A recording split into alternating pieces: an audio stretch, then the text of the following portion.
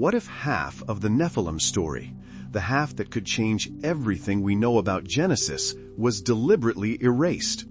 For centuries, believers and scholars alike have debated the sons of God and the giants who walked the earth. Yet almost no one asks the most haunting question of all: who were the women who gave birth to them? In Genesis 6, 1-4, the text appears simple. Angels descended, took wives from among humans, and their union produced the Nephilim. But beneath that surface lies a second layer of meaning, one that most translations have buried. The passage speaks of a meeting between heaven and earth, spirit and flesh, but it says nothing about the mothers, the very ones who carried this forbidden bloodline. Their names were never recorded, their stories never told. It is as if history itself conspired to silence them. Imagine a time before the flood, when divine beings and mortal women stood at the threshold of creation's law. If these women were not merely victims, but priestesses, queens, or descendants of an older race, then their existence would challenge the foundation of how we understand human origin. What if the divine spark in humanity did not come only from above, but also through the wombs of those forgotten mothers?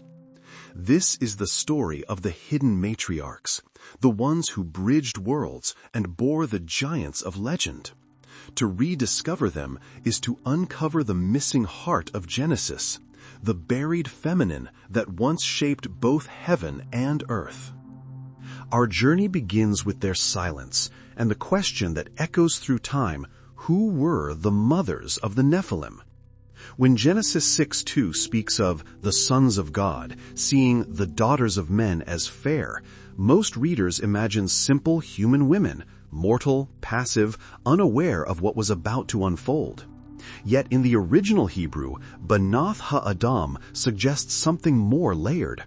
It means the daughters belonging to Adam, but the word Adam itself can mean mankind, earth, or even those of the red soil. This single phrase, when peeled back, hints that these women were not ordinary. They were the inheritors of a deeper, older lineage, one intertwined with the earth itself. Ancient Hebrew commentators and early mystics often noted the peculiarity of this verse. Why would celestial beings, watchers, pure spirits of light, be drawn to simple humans? Beauty alone could not have provoked such a rebellion against heaven. These women, the daughters of men, must have possessed something that resonated with divine energy.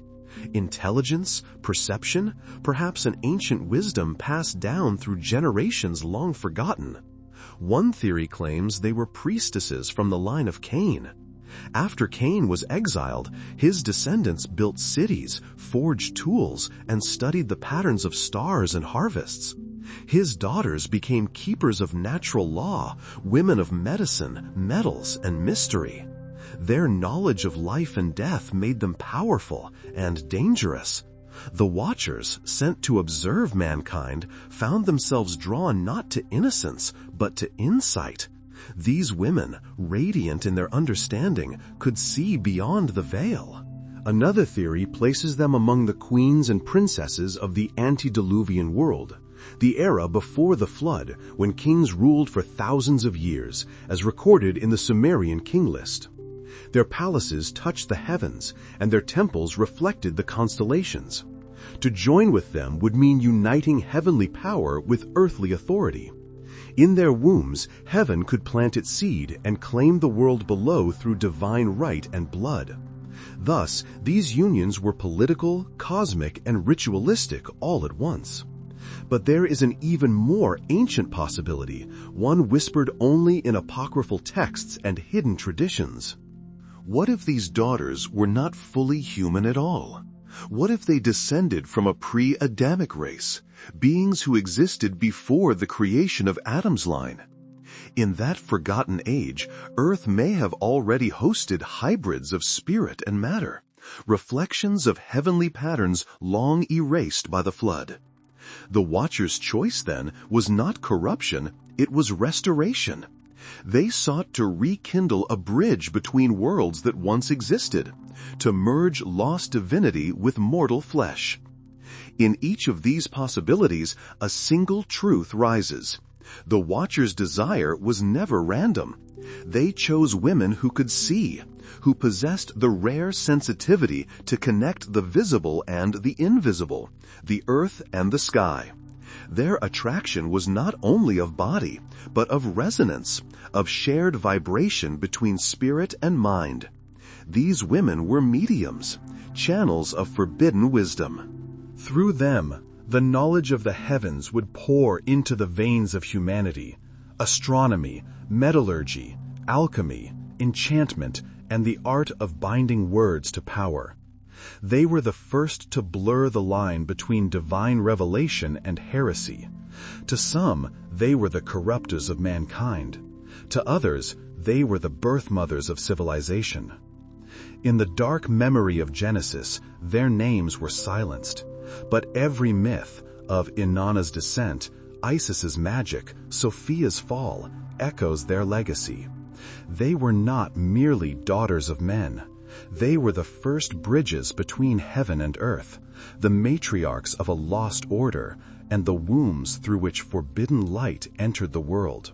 Long before the flood drowned the memory of a corrupted world, the Book of Enoch tells of a moment when heaven itself broke its boundaries. 200 angels, known as the Watchers, looked down from the heights of heaven and saw the daughters of men. They descended upon Mount Hermon, a sacred peak whose name means the place of the oath, and made a pact that would change both heaven and earth. "Let us choose wives from among the children of men," they swore, "and let us beget children." Each one bound himself to the other, sealing a forbidden covenant that would echo through eternity. But what happened on Mount Hermon was more than lust. It was ritual. It was initiation.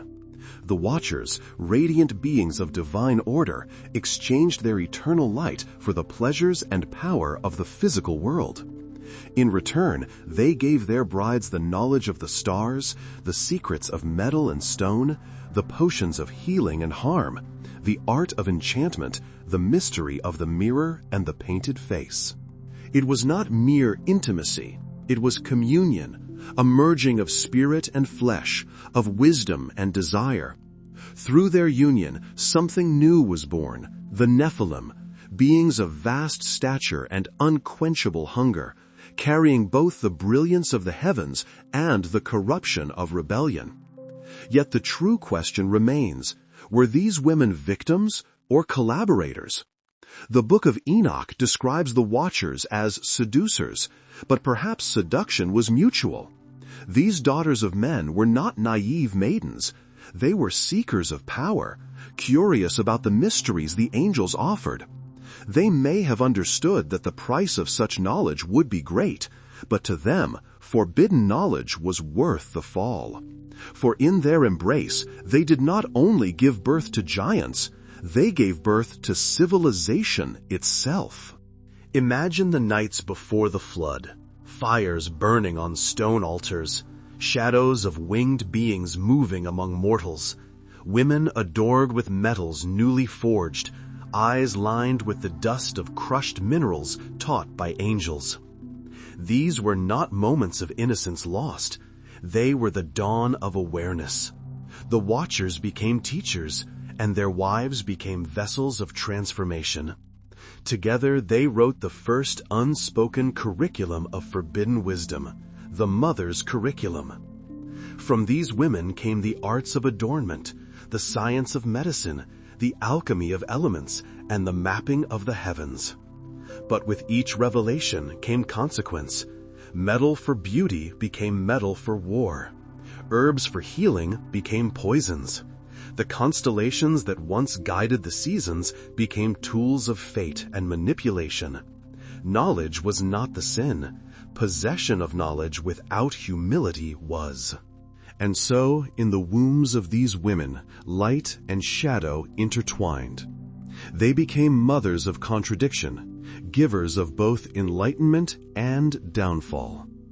The Nephilim, their sons, embodied this paradox. Strong beyond measure, yet bound by arrogance. Wise in all craft, yet blind to grace. Through them, humanity glimpsed divinity, but also tasted its danger. When heaven looked again upon the earth, it no longer saw beauty, but corruption. The watchers had defied their purpose, and the women who bore their children were marked by both glory and shame. Their names were lost, but their influence remained, carried through myth and memory.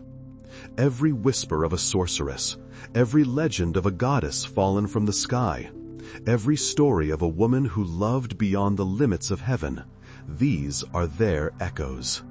The Forbidden Covenant was more than the birth of giants. It was the first exchange of sacred and profane knowledge between the divine and the human. It was an experiment in creation beyond permission, a mirror held up to heaven itself. And in that mirror, both angels and women saw what it meant to be more than mortal and less than divine. In the Book of Enoch, every fallen angel is named. We know Azazel, who taught the secrets of metal and war, Semyaza, who led the rebellion, Sariel, who revealed the signs of the moon. Their deeds, their oaths, even their punishments are preserved in sacred ink. Yet among all those verses, there is not a single name of a woman, not one. The mothers of the Nephilim, the ones who bore the weight of divine transgression in their own flesh, were left nameless, voiceless, erased. This silence is not accidental. It is deliberate, woven into the fabric of later scripture. When the Hebrew and Christian canons were shaped in the centuries after the exile, they were edited within patriarchal worlds that feared the power of the feminine. The editors preserved the stories of kings, prophets, and warriors, but the women who once stood as mediators between heaven and earth became shadows. The daughters of men became nothing more than temptations or symbols of weakness. Their knowledge was recast as witchcraft, their compassion as danger, their wisdom as rebellion. The theology of later ages needed order, hierarchy, purity, control. To admit that women had once shared in divine knowledge, or that they had been chosen as vessels of celestial union, was to threaten that order. The easiest way to destroy power is not through violence, but through forgetting. Erasure became a weapon sharper than any sword. This act of silencing was not unique to the Hebrews. Across the ancient world, feminine divinity was systematically dethroned. In Sumer, the goddess Inanna, ruler of love and wisdom, was eclipsed by the storm god Marduk. In Egypt, Isis, the mother of resurrection, was diminished beneath the solar cult of Ra. In Greece, the primordial Gaia gave way to Zeus. The same pattern unfolds everywhere. The sky replaced the earth, the father replaced the mother, and the creative womb of myth was rewritten as male dominion. The mothers of the Nephilim, then, were casualties of a global transformation, a shift from sacred balance to sacred hierarchy. The feminine was not destroyed, it was buried beneath the language of holiness. The sin of the Watchers' wives was not lust, but curiosity. They sought to know what was forbidden, to partake in divine knowledge. That act, once celebrated in older myths as the spark of civilization, became a symbol of corruption in later theology. And so, their stories were edited out, their names replaced by silence. But erasure cannot undo legacy. Every ancient myth carries fragments of these forgotten mothers. The sirens who lure sailors with songs of forbidden truth. The witches who speak to stars and spirits. The prophetess who sees visions men cannot. These are echoes of the same archetype, the woman who remembers. To erase her is to erase half of creation's story. For if the sons of God brought fire from heaven, it was the daughters of men who gave that fire form and breath. They shaped it into art, science, medicine, and memory. Their silence in Scripture is not absence. It is containment, a sacred void where truth was once spoken. As we look back upon the lost mothers of the Nephilim, we begin to hear their unspoken cry across millennia, a lament not of guilt, but of exile. Their story is the story of knowledge punished and power denied. History wrote them out, but the myths remember. In every culture, in every age, their shadows re-emerge beneath new names, waiting to be recognized. The Book of Enoch recorded the fall of angels. Humanity recorded the fall of women. Between those two silences lies the missing half of creation, the mothers who gave birth to both light and darkness, yet were condemned to vanish from the very history they helped to create. When the Watchers and the daughters of men united, the world itself began to tremble. What was once balance became distortion. The age before the flood, an era veiled in mist and myth, transformed from a cradle of creation into a forge of corruption. The Book of Enoch describes the earth filled with violence, the cries of the innocent rising to heaven as the Nephilim walked among mortals. But these giants were not merely tall in stature, they were vast in mind and power, beings whose very essence fractured the order of life. The Nephilim were hybrids, half spirit, half flesh, possessing intellect beyond comprehension, but empty of humility. They knew the secrets of the stars, the structure of metals, the pulse of nature's heart. Yet they used such gifts for dominance. They enslaved mankind, not through chains, but through awe. Their voices commanded, their eyes burned like twin suns, and their words reshaped the will of nations. Under their rule, temples of gold rose higher than mountains, and altars drank the blood of both beast and man. The children of earth forgot their Creator and worshipped the strength of their overlords instead. Their mothers, once revered as bridges between worlds, now became symbols of guilt and sorrow. The union that once promised enlightenment had birthed an empire of cruelty. Some legends say that when the Watchers were cast down and their sons began to devour the world, the spirits of their human wives were cursed to wander the seas. Transformed into sirens, they haunted the coasts and the dreams of sailors, their songs echoing the grief of women who had loved beyond heaven's law. The same voices that once sang divine hymns now lured men toward ruin, a haunting reminder of knowledge misused and love unredeemed. The Nephilim's reign was short but catastrophic.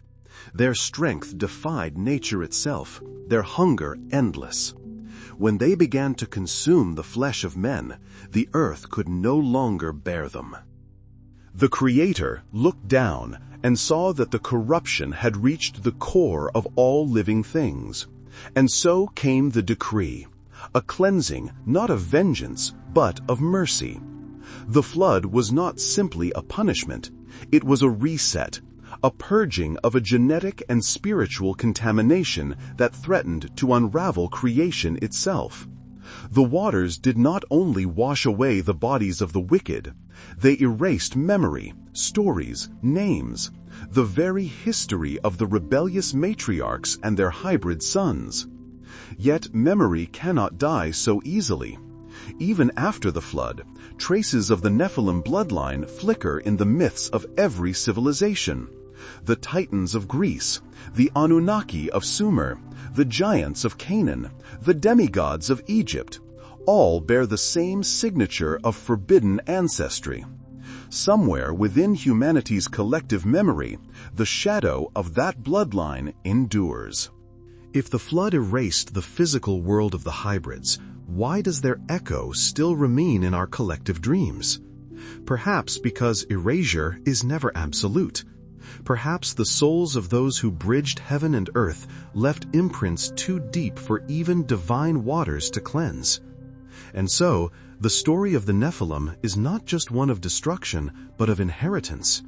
Humanity carries both the light and the fall of that ancient mingling, our capacity for genius and our thirst for domination. The forbidden bloodline, in a sense, flows still, not in form but in spirit, in the restless drive to transcend what we are. The flood may have drowned the giants, but it could not drown the memory of their mothers, the women who once dared to love the divine and paid the price with eternal silence. Their echoes whisper through the myths of every shore, their lament woven into the songs of the sea. And perhaps, when we dream of beings greater than ourselves, or when we reach too far toward forbidden knowledge, it is their memory, ancient, sorrowful, unforgotten, that stirs again within us. Though the flood silenced the voices of the ancient mothers, their echoes endured, woven into myths, symbols, and archetypes that outlasted kingdoms and scriptures. Across cultures and centuries, the same figure reappears under new names. The woman who knows too much, who speaks divine truth, who is punished for it. She becomes Siren, Lilith, Inanna, Namu, Isis, Sophia, each a reflection of the same original light refracted through time. The sirens of Greek lore sang from the edges of the world, their voices haunting sailors toward destruction. To the fearful, they were monsters. But to those who listen closer, their songs were not calls of malice, but remembrance, laments for an age when women spoke the language of the divine. They were the restless spirits of knowledge denied, still reaching toward humanity through melody. Lilith, often called the first demon, is perhaps the most misunderstood of them all. In the oldest Sumerian and Babylonian myths, she was not a demon, but a spirit of wind and fertility, a guardian of birth, freedom, and sexuality. Only later did patriarchal scribes transform her into a symbol of rebellion, the woman who refused submission to Adam. In truth, Lilith embodies an older, subversive power, the memory of a time when feminine divinity stood beside masculine, not beneath it. Her story is not evil, it is defiance against erasure. Then there is Inanna, the Queen of Heaven, whose descent into the underworld mirrors the fall of the Watcher's wives. She sought wisdom in the realm of the dead and returned transformed, punished yet empowered. Namu, the Sumerian sea goddess, birthed gods from the primordial abyss, echoing the sirens' oceanic lament. Isis resurrected Osiris through forbidden magic, embodying the same ancient longing to bridge life and death. Sophia, in Gnostic tradition, fell from the pleroma of divine light into the material world, her quest for understanding spawning both chaos and redemption. Each of these figures carries the same genetic code of myth. The woman who dares to know becomes both teacher and outcast. She is the vessel through which wisdom enters the world and the scapegoat upon whom its consequences are laid. This is the enduring curse and gift of the mothers of the Nephilim. Their legacy survived, not in their names, but in the archetypes humanity could not forget. After the flood, the world repopulated, yet fragments of their bloodline and spirit flickered on. The seeresses of Delphi, the prophetesses of Israel, the witches burned in Europe, the river goddesses of Africa and Mesopotamia, all carried a glimmer of that ancient resonance. They were women attuned to unseen forces, often feared, often silenced. In every age, civilization both revered and rejected them, torn between awe of their wisdom and fear of their independence. The Nephilim's mothers were never truly gone. They evolved into symbols, half divine, half condemned. Through them, human culture preserved a forbidden memory of the union between heaven and earth. Even art and language bear traces of their touch. The star-shaped halos in sacred iconography, the serpent coiled around the tree of knowledge, the recurring motif of the divine feminine reaching toward illumination. These are not coincidences. They are echoes of an ancient code, a mythic DNA that refuses to die. Perhaps that is why the archetype persists. The forbidden woman, the wise mother, the voice that whispers in dreams. Every generation rediscovers her under a new name, forgetting and remembering her all over again. Her story survives because it is not only hers, it is ours. Humanity itself was born from that tension between revelation and restraint, between curiosity and obedience. So we must ask, have the mothers of the Nephilim truly vanished? Or have they simply learned to speak in new forms, through myth, through music, through the quiet rebellion of every soul that seeks truth despite the cost? Their voices still rise from the depths, carried in symbols, songs, and stories that refuse to fade. Perhaps they never died at all. Perhaps they have been whispering to us all along. As it was in the days of Noah, so shall it be at the coming of the Son of Man. Those words from Matthew 24:37 were once read as simple prophecy, an image of moral decay before divine judgment. Yet, what if they also conceal a genetic warning? What if the days of Noah refer not only to violence and corruption, but to the return of something ancient, the mingling of spirit and flesh that birthed the Nephilim? In our own age, the echo of that ancient transgression grows louder. Science now walks paths once reserved for gods. We edit genes, create embryos in laboratories, merge flesh with machine. The human genome is no longer destiny, but design. Artificial intelligence begins to think, to create, even to dream. Some call this progress.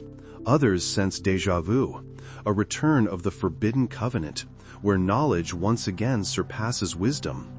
Modern theologians and researchers alike speak of a return of the hybrids. They do not mean giants rising from tombs, but the reemergence of that same spirit of rebellion, the desire to rewrite creation itself. The Watchers descended to earth seeking to perfect what was already divine. Today's engineers and geneticists reach upward for the same reason. We splice DNA to eliminate weakness, program machines to simulate consciousness, and speak boldly of becoming like gods. The language may be new, but the motive is ancient. Just as the Watchers taught humanity forbidden arts, metallurgy, alchemy, astrology, our modern teachers offer digital alchemy, biotechnological sorcery, and the new astrology of data. We stand once again on the threshold between heaven and earth, wielding knowledge without reverence. Every discovery that expands our power also exposes our pride. We are the inheritors of the Nephilim's paradox, creators and destroyers in the same breath. And what of the mothers? In this new age, their legacy resurfaces in different forms. The archetype of the divine feminine, the one who once bridged heaven and earth, returns through science's mirror. The womb itself becomes the site of experimentation, designer babies, artificial gestation, genetic perfection. Humanity now plays the role once taken by the Watchers, choosing who shall be born, what they shall be, even how long they might live. The sacred act of creation is dissected, digitized, repurposed. It is here, in this trembling intersection of knowledge and hubris, that prophecy finds fulfillment. The children of the last days may not be giants of flesh, but hybrids of intent. Humanity merged with its own inventions. Artificial intelligence, bioaugmentation, neural integration. Each step moves us closer to an echo of those ancient unions where spirit, matter, and will intertwine beyond divine command. The line between angelic and human has shifted. We no longer look to heaven for revelation. We build our own heavens from circuits and code. The same spark that led the Watchers to fall now flickers in our machines, in our laboratories, in the quiet arrogance that whispers, "We can perfect what God began." Perhaps this is why the prophecy warns not of monsters, but of repetition. History does not repeat in shape, but in spirit. If pride and curiosity once drew angels down to earth, they now drive humans toward the stars. The Nephilim story was never about giants. It was about the consequence of creation unrestrained. And so, the bloodline returns, not through DNA, but through desire. The restless ambition of the Watchers, the hunger for knowledge of their wives, the brilliance and ruin of their children all live again in us. If the ancient mothers once opened the door between worlds, perhaps it is humanity now standing at that same threshold, ready to cross it once more. As we move toward a new dawn, we must ask ourselves, are we reclaiming the divine light that was once lost, or repeating the same rebellion dressed in the garments of progress? For if the spirit of the Nephilim still stirs within humankind, then their mothers have indeed returned, through our hands, our creations, and our unending desire to know what we were never meant to master. From creation to fall, from judgment to renewal, the story of the Nephilim's mothers traces the hidden cycle of the human soul. It begins with curiosity, the spark of divine hunger that leads to knowledge, and ends with humility, the only path by which knowledge becomes wisdom. Between these two poles, all history unfolds: creation, transgression, consequence, remembrance, and the hope of rebirth. Out of this long silence emerge two eternal symbols. The Mother of Light is the one who remembers the true purpose of knowing. She guides humanity toward understanding, not domination. She teaches that revelation must walk hand in hand with reverence. Her children build, heal, and illuminate. Through her, the divine spark is honored rather than consumed. But beside her stands the Mother of Shadow, the one who opens the gate of pride.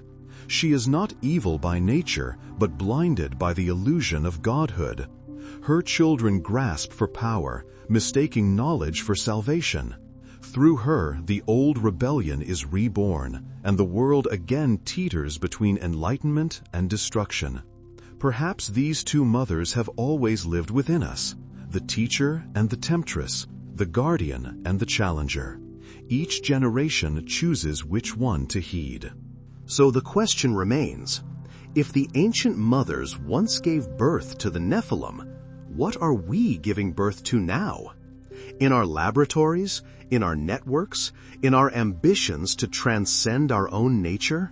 Are we nurturing wisdom, or resurrecting the arrogance that drowned the world before? May we remember what they forgot, that true knowledge without humility becomes the seed of ruin. Let us seek the hidden wisdom of the mothers, not to repeat their rebellion, but to complete their redemption.